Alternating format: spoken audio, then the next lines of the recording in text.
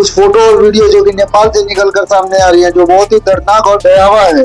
नेपाल से आई फोटो और वीडियो जब लोगों के सामने सोशल मीडिया पर आया तो लोगों का दिल पिघल गया। नेपाल पहले से ही बाढ़ के त्रासदी से जूझ रहा था, उसके ऊपर से आज नेपाल में भूकंप भी आ गया। तो कैसे आया नेपाल में इतना भयानक तबाही और कितने लोगों की गई है जान और कितने लोग हुए घर से बेघर, तो पूरी खबर देखते हैं इस एक वीडियो में। तो चलिए वीडियो को स्टार्ट करते हैं।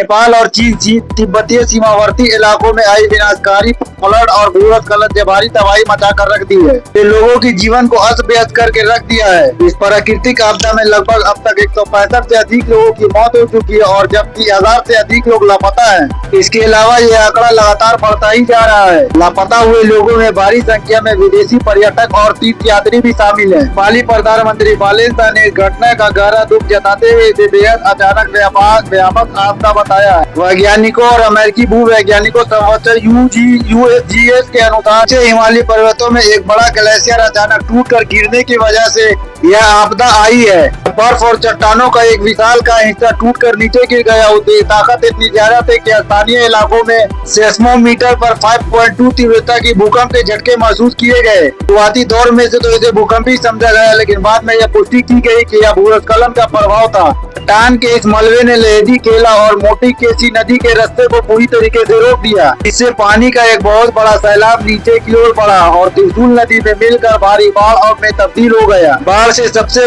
ज्यादा प्रभावित होने वाले इलाके में रसुआ और नुआकोट जिला है, जो कि चीन और तिब्बतीय सीमा से बिल्कुल सटा हुआ इलाका है। के कारण चीन के तरफ स्थित गोहो पोर्ट और नेपाल की तरफ स्थित सीमा सुरक्षा व कस्टम केंद्र पूरी तरीके से कीचड़ और मलबे में चपेट में आ गया, जिसके कारण त्रिमुरी और सरबेरियस जैसे नदी के किनारे बसे कई पहाड़ी गाँव, घर, गाड़ियां और बस्ती पानी और कीचड़ के चपेट में आकर पूरी तरीके से बह गई। नेपाल में अब तक 162 से अधिक लोगों और चीन में 3 शव बरामद किए जा चुके हैं। प्रशासन के मुताबिक मरने वाले की आंकड़ा अभी और बढ़ सकता है। इसके अलावा लगभग 1000 से ज्यादा लोग लापता हैं, जिसमें 340 अधिक विदेशी नागरिक और 133 भारतीय नागरिक थे।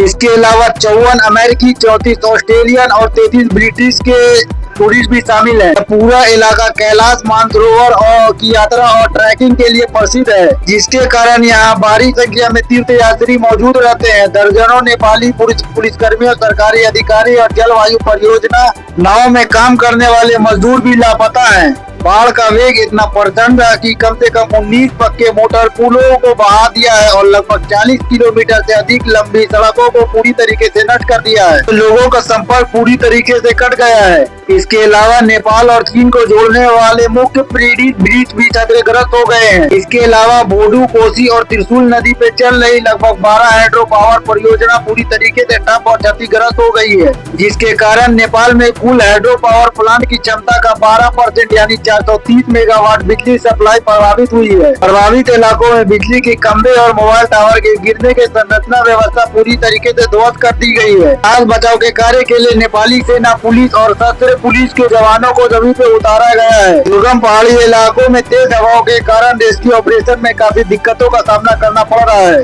फिर भी लोगों के रेस्क्यू के लिए सरकार और सेना ने निजी कंपनियों से 17 से अधिक हेलीकॉप्टर को तैनात किए हैं। फंसे हुए लोगों को निकालकर नवाकोट और दांडरी के सीधे काठमांडू के अस्पताल में इलाज के लिए ले जाया जा रहा है। सेना ने रेस्क्यू प्लान करके एक ही गांव के लगभग 115 से अधिक लोगों को सुरक्षित निकाल लिया है। इसके अलावा भारत, चीन, अमेरिका और यूरोपियन यूनियन ने इस संकट की घड़ी में नेपाल में राहत सामग्री और तकनीकी सहायता भेजने का आश्वासन दिया। मौसम विभाग और स्थानीय प्रशासन ने त्रिशूल और बोधी काशी नारायणी नदी के निचले इलाकों में रहने वाले लोगों को तुरंत सुरक्षित स्थान पे जाने और नदी के निचले इलाकों से दूर रहने की हिदायत दी। इसके अलावा वैज्ञानिकों ने चेतावनी दी है कि मलबे के कारण नदी में दोबारा रुकावट आने से दूसरी बार अचानक बाढ़, फ्लड और के खतरे पैदा हो सकते हैं। नेपाल से जुड़ी खबरों में बस इतना ही। आगे की खबर के लिए हमारे चैनल ऑफिशियल भारत प्लस को सब्सक्राइब करें और साथ ही हर तरह की खबरों को विशेष रूप से हिंदी में देखने के लिए हमारे चैनल ऑफिशियल भारत प्लस को सब्सक्राइब करें।